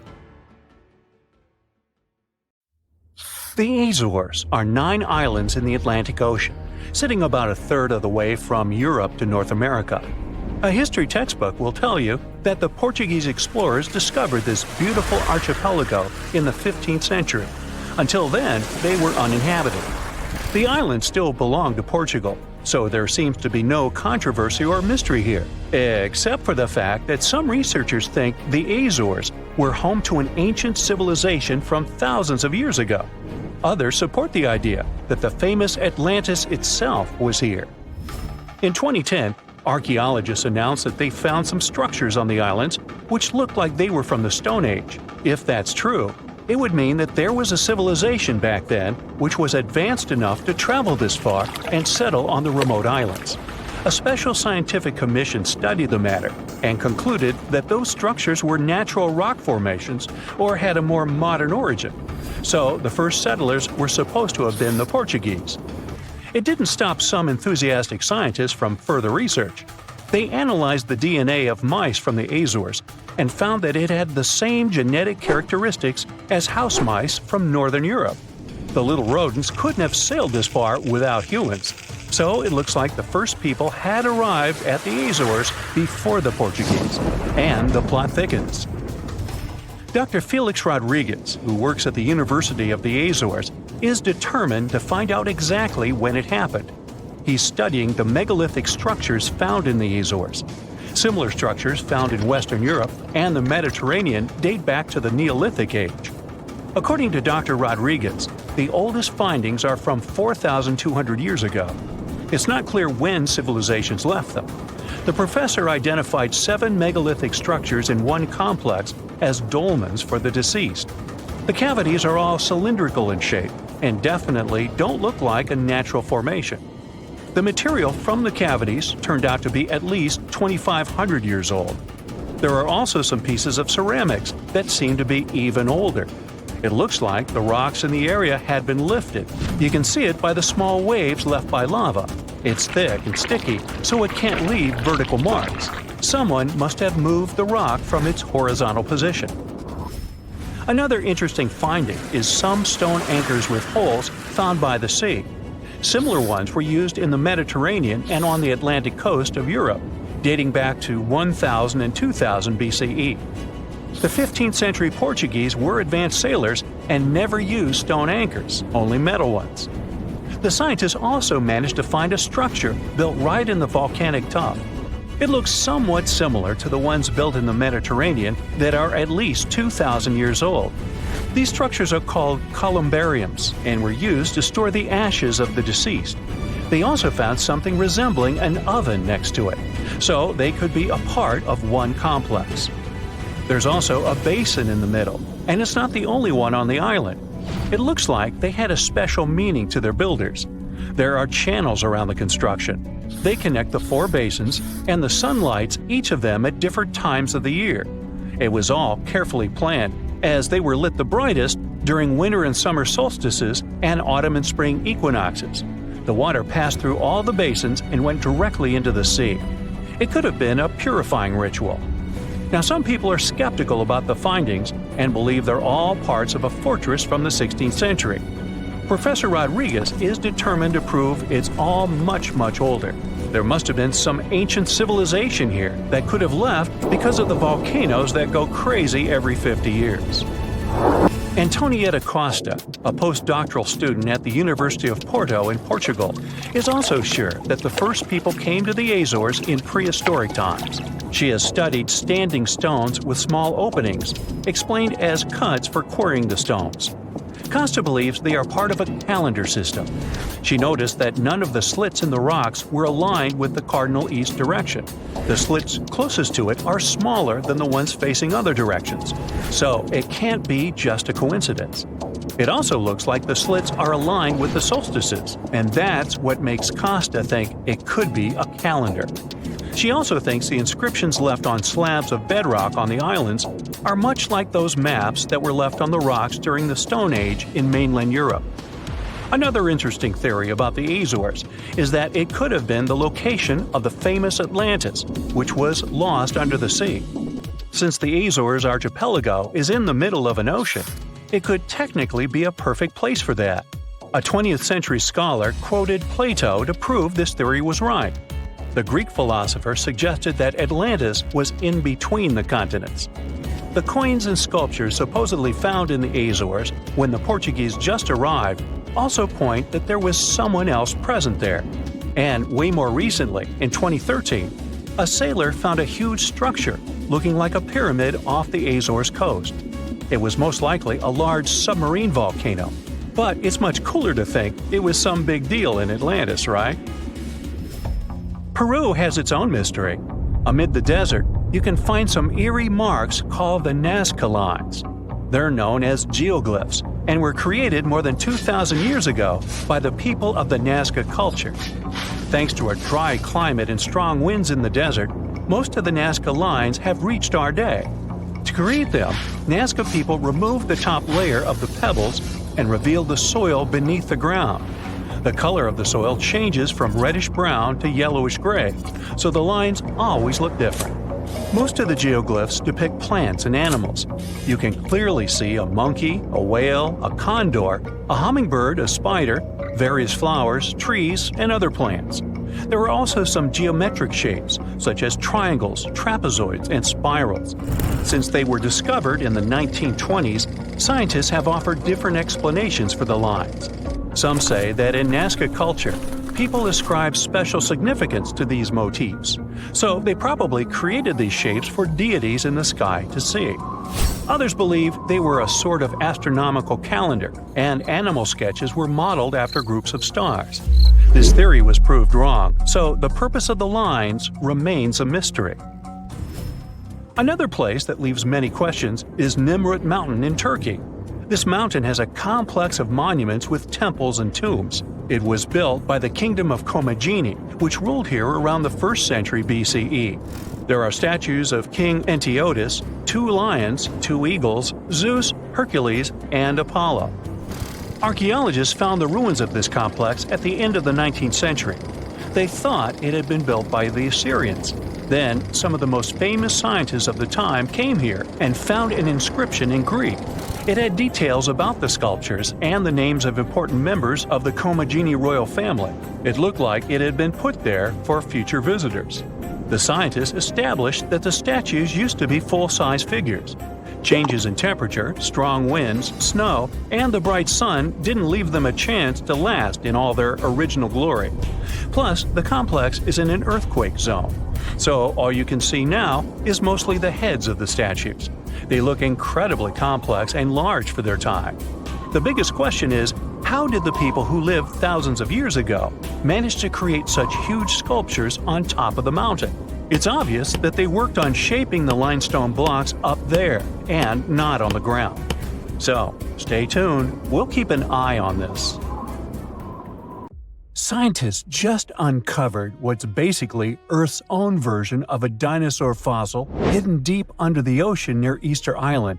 It's like finding a time capsule from 200 million years ago, revealing secrets of our planet's very ancient history. Earth's surface is made up of giant pieces, like puzzle pieces, called tectonic plates. These plates are slowly moving around all the time. Under these plates, there is a super hot layer called the mantle, and this layer is what helps the plates move. In September 2024, a team of geologists finally published the groundbreaking discovery that mentioned this ancient megastructure. This old piece of ocean floor might be connected to why the ocean floor is spreading apart faster in some places than in others. To figure this out, scientists used sound waves, known as sonars, to create a sort of map of what's happening deep underground. What they found was weird. There's a blob of stuff under the Nazca plate, a plate near South America, that's moving much slower than it should be. Now, normally, when plates move, some of the material sinks into the earth like a conveyor belt. But in this case, it's going slower than expected, like it's getting stuck on something. That something could be an ancient part of the ocean floor that got pushed down into the earth about 250 million years ago. This discovery is like finding a fossil deep inside the earth that shows us what things were like a really long time ago. When the ocean floor spreads apart, it's because two tectonic plates are moving away from each other. In the middle of the ocean, there's a long crack or ridge when this happens, kind of like a seam in the earth. As the plates pull apart, hot melted rock called magma from deep inside the earth bubbles up through this crack. When the magma hits the cold ocean water, it cools down and hardens, creating a new crust. This process keeps pushing the plates further apart. This process is also known as the Earth's mantle's recycling system. It's like the Earth keeps generating its own mantle constantly. On the surface, this process can cause earthquakes, underwater volcanic eruptions, and the formation of new land, sometimes even creating volcanic islands over millions of years. The cracks where this spreading happens are called ocean ridges, and one of the most famous ridges is the one we're talking about now, the East Pacific Rise. It's famous because it's spreading faster than most ones. This new discovery helps to explain why this may be so. You see, this huge megastructure sort of serves as a time capsule. Since the Earth's mantle is constantly changing and being created, finding a fossilized version of it is making scientists go bananas. It shows us what Earth looked like millions of years ago, back when the continents were in different places and our buddies dinosaurs roamed the planet. This ancient chunk of ocean floor also helps us understand how tectonic plates have moved through history. Although we usually hear and talk about Pangaea, the first supercontinent to exist on Earth was actually called Valbara. The shifting and moving of these tectonic plates are actually what gave rise to the continents we know and live in today. This huge fossil can also help to improve our knowledge of the so-called Earth's mantle's recycling system. By learning how this huge piece of crust got stuck and slowed down, scientists can better predict things like volcanic eruptions and earthquakes. Plus, it might even help us understand how other planets, like Mars or Venus, work beneath their surfaces. Well, I'd say science has a lot on its plate now. Pun intended. Other surreal stuff is constantly being found at the bottom of the oceans, seas, and lakes. Like this underwater Stonehenge, scientists discovered a mysterious pile of cairns that stretched for miles under the shimmering waters of Lake Constance at the edge of Switzerland, Germany, and Austria. Archaeologists began to discover this back in 2015, and they haven't been able to understand what the site was actually used for. What they know until now is that there is a 12-mile line of 170 man-made stone cairns submerged under Lake Constance.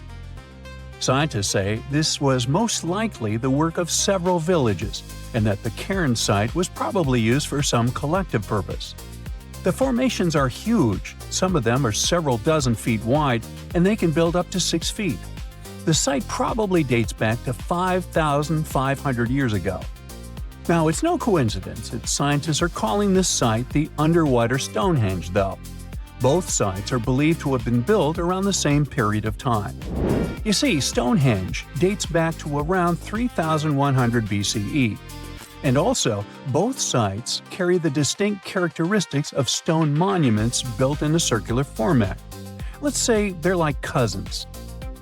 Meanwhile, in 2007, archaeologists found what looks like another mini version of Stonehenge underneath Lake Michigan.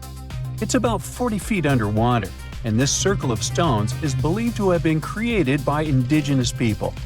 They would have built it during the last ice age, when the lake wasn't even filled with water. The rocks are about 4 feet tall, and one of them might even have a carving of a mastodon, which was a huge elephant-like animal that lived more than 10,000 years ago before going extinct. If the carving is real, it could help scientists figure out just how old this site really is. What makes this even more mysterious is that nobody knows why the rocks were arranged in this way. But since a similar stone structure was found on Beaver Island nearby, experts think it's no accident. They were definitely placed there on purpose. The stones form two rings. The outer one is about 40 feet wide, and the inner one is about 20 feet wide. All the rocks are made from local granite, and they've been down there for around 9,000 years, which makes this one of the oldest structures in North America. To give you an idea of how ancient that is, these stones were set up long before the famous Stonehenge in England, which wouldn't be built for another 4,000 years. Now, all the way over in Japan, this mysterious structure was unearthed. At first, it looks like an underwater Machu Picchu. The site is filled with a huge pyramid-shaped structure, arches, staircases. It's something that could have easily been a palace or a castle. Behold, the Yonaguni Monument. It also goes by the name of Japan's Atlantis. The entire monument is about the size of 5 football fields and the height of a 5-story building. Its most surprising structure is its expansive terraces that host large crowd gatherings. Explorers and scientists believe that Yonaguni dates back to 10,000 years ago. But whether it is a human-made structure or a natural formation is still under debate. For Japan's top marine geologists, Yonaguni is the heritage of a lost civilization. This guy has dived into exploring the ruins over 100 times over the past 10 years. According to him, there are clear signs of human activity down there. The triangle pool, located on the monument's surface, is a triangle-shaped concave that is a historical symbol of water fountains in the region.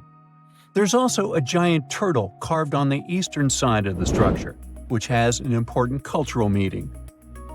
Several pieces of stone tools have been recovered from the site. Their estimated age dates back to 10,000 years ago. However, not all scientists are convinced of this explanation. For many, Yonaguni is the result of thousands of years of erosion. The fact that the monument is composed of one massive rock leads them to believe it is not human-made. The defined edges and flat surfaces resemble a natural formation occurrence in Northern Ireland known as Giant's Causeway.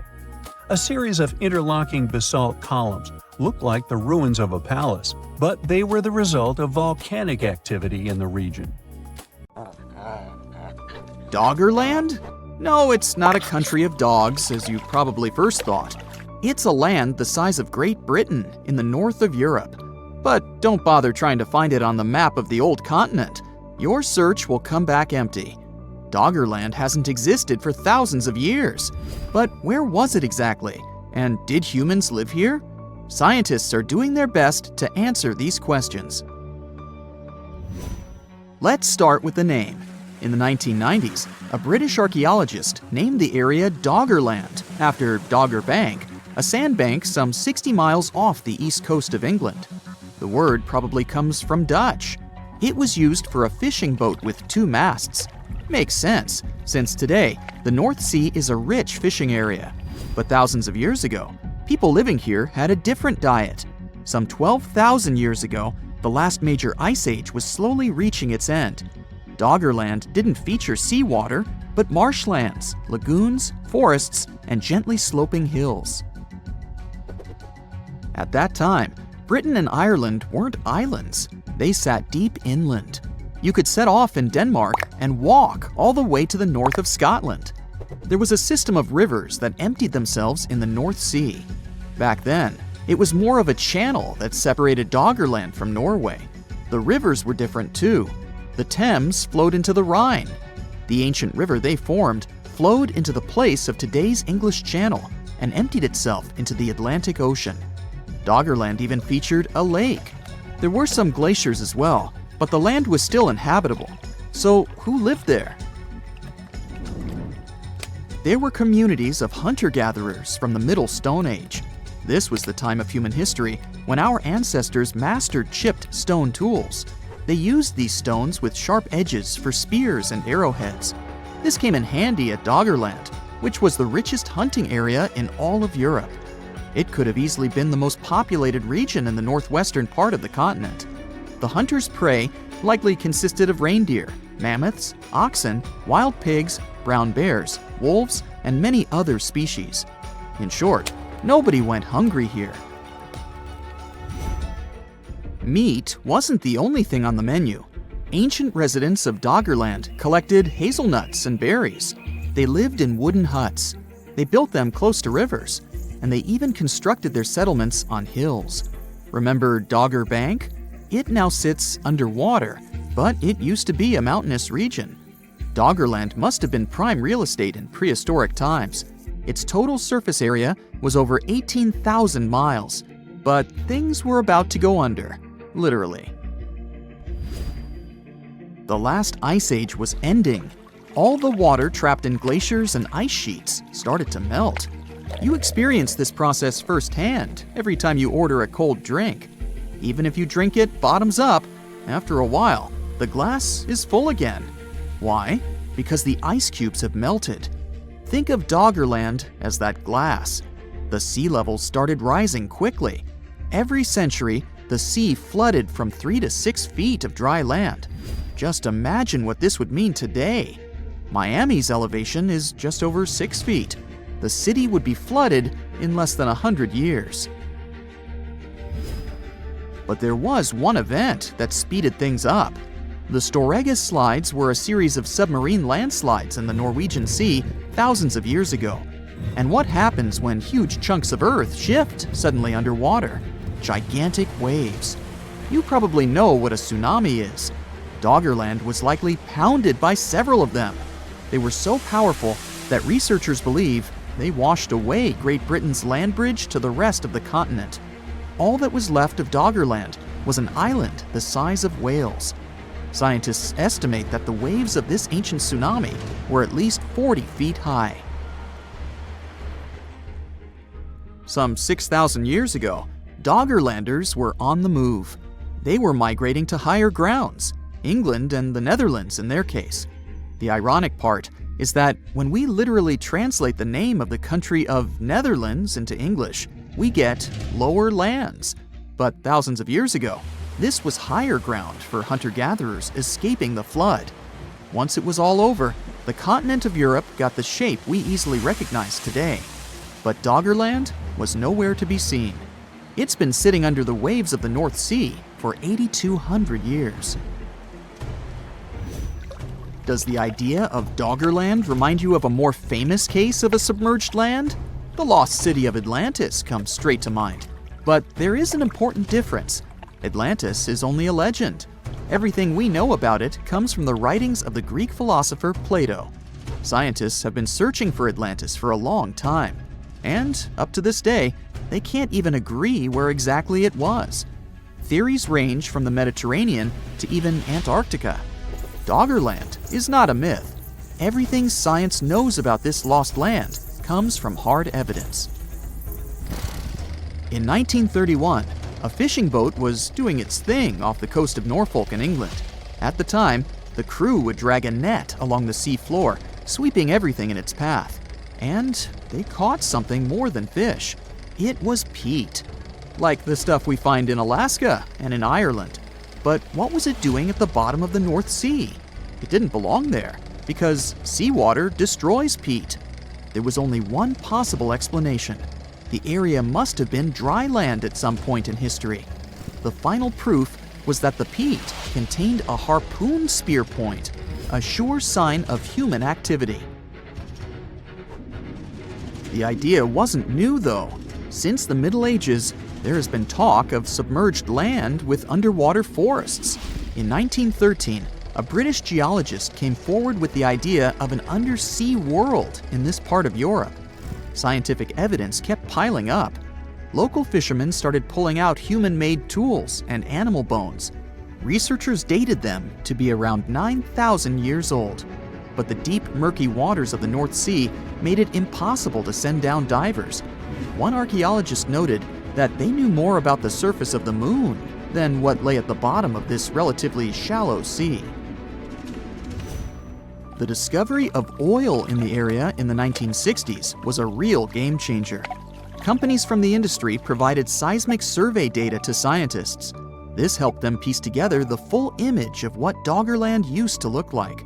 Computer models soon produced images of river valleys, coastlines, freshwater lakes, and hills. There are even footprints of nomadic tribes preserved on the sea floor. Today, marine biologists are using magnetic fields to map out this lost underwater world. But Doggerland isn't the only place on Earth that went under the waves. Beringia is another lost world of global importance. This used to be a land bridge between Asia and North America. It got its name from the Bering Strait. It is 53 miles wide at its narrowest point. But until the end of the last ice age, this was dry land that our human ancestors called home. Genetic evidence shows that Native Americans lived in Beringia for some 15,000 years. If you want to imagine what this land looked like, think of present-day Arctic Alaska. It was a shrub tundra. There were also small willows and birches. Sorry, no woolly mammoths. Large grazing animals simply wouldn't have had enough food in Beringia, though there were probably elk and bighorn sheep in the area. But the Ice Age wouldn't last forever. Like in Doggerland, sea levels started to rise. This happened some 13,000 years ago. It wasn't all bad news, though. Scientific evidence suggests that around this time, people started moving south. They left the slowly sinking Beringia and crossed over into Alaska. From there, they populated both Americas. These were the ancestors of Native American tribes.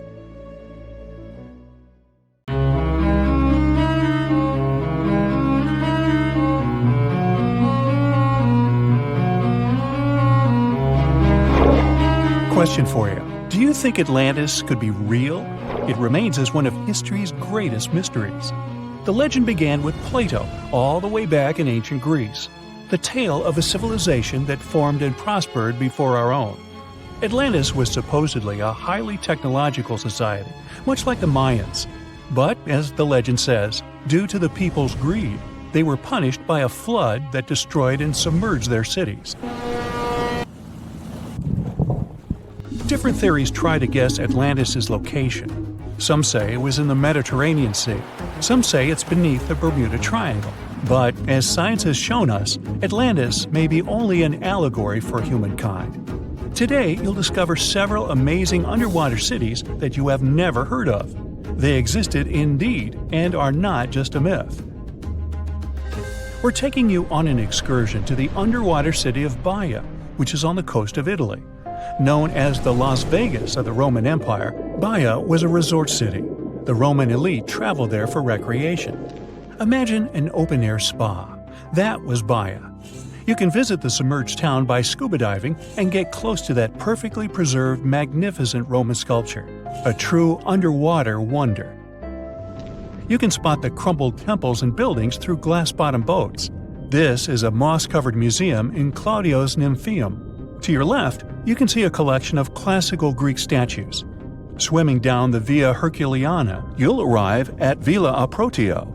Villas are Italian-style houses, and here you can admire their original marble floors. Notice the black and white patterns and the astounding shapes they make. Next, you'll arrive at Portus Julius. Can you see the collapsing wall structures at the bottom of the seafloor? You'll see well-preserved columns and limestone floors. Behold the ruins of the thermal baths of Lacus. The remaining multicolored mosaics are something great to see.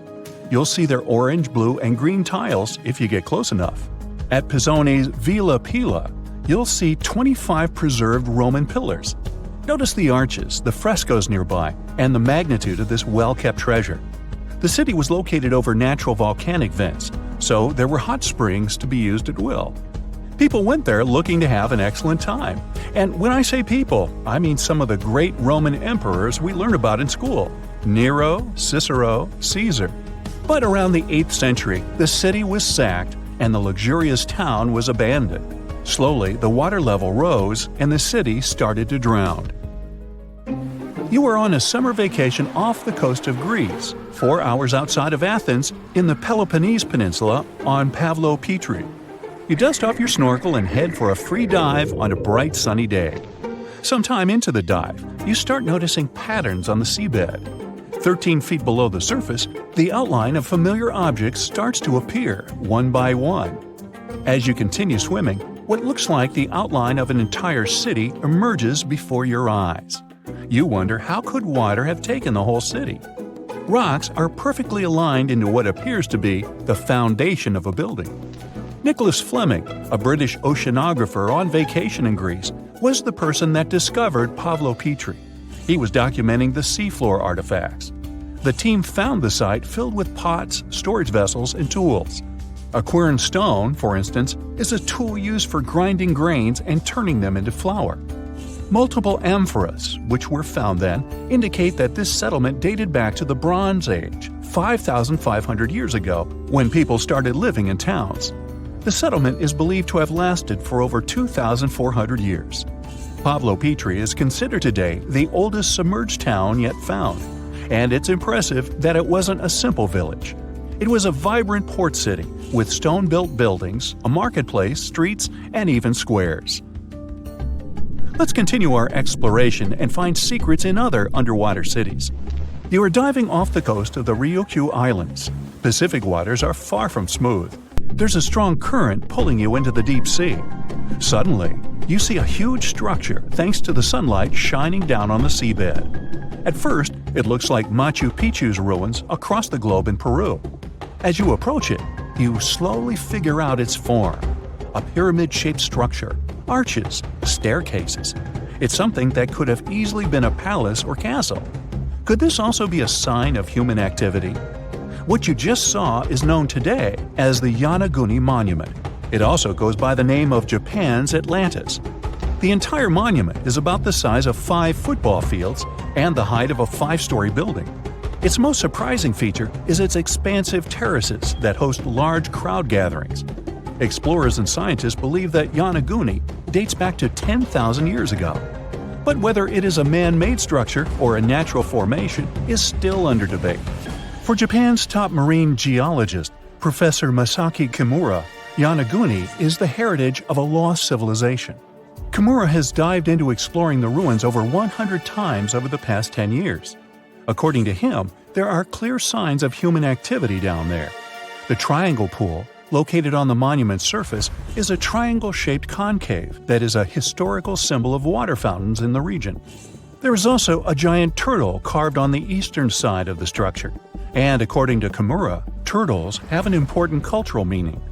Several pieces of stone tools have been recovered from the site. Their estimated age dates back to 10,000 years ago. However, not all scientists are convinced of the same. For many, Yanaguni is the result of thousands of years of erosion. The fact that the monument is composed of one massive rock leads them to believe that it is not human-made. The defined edges and flat surfaces resemble a natural formation occurrence in Northern Ireland, known as Giant's Causeway. A series of interlocking basalt columns look like the ruins of a palace, but they were the result of volcanic activity in the region. Well, stay tuned for more underwater discoveries. The next stop on our voyage is one of today's most famous underwater cities that has turned into an underwater archaeological park. The city of Port Royal in Jamaica exists today only below the surface. But in 1692, It was one of the wealthiest cities in the Western Hemisphere. Port Royal was the center of the British Empire at the time, and an important trade city that attracted people from all over. It was also home to real-life pirates of the Caribbean. On the morning of June 7, 1692, the people of Port Royal met a different fate than they probably expected. The bars and restaurants beaming with life woke up shaking. People were taken out of bed with the power of a massive earthquake, estimated today at 7.5 on the Richter scale. One survivor says he saw the earth opening up and swallowing the town whole. What he said could be true, as the city was mainly built over sand. The ground sucked buildings, roads, and everyone above. Geysers erupted, and finally, waves as big as 10-story-high buildings hit the city. About 33 acres of the city disappeared underwater, and amazingly, most of its 17th century remains lie in good condition under 40 feet of water. In the ruins, archaeologists have found taverns, storage rooms, kitchens, and recreational buildings used for diverse purposes. You can see a grand lion statue, a submerged bridge, and many picturesque arches. Now, do you fancy a trip to India? Just outside its coast lies another sunken marvel. A site known as the Lost City of Cambay is located on the Gulf of a similar name. It remained hidden until 2001, when the National Institute of Ocean Technology did a routine water assessment. With sonar technology, which sends a wave of sound to the bottom of the sea, they found something far beneath the surface. Images showed well-defined geometric shapes spread along a 5-mile stretch. The remains found dated to more than 9,500 years ago, meaning that this civilization was lost at around the end of the Ice Age. Debris recovered from the site included construction material, pottery, beads, sculptures, and even bones. Scientists argue whether these artifacts are indeed from the site, but if they truly are, then the lost city of Cambay would be the oldest civilization in the world.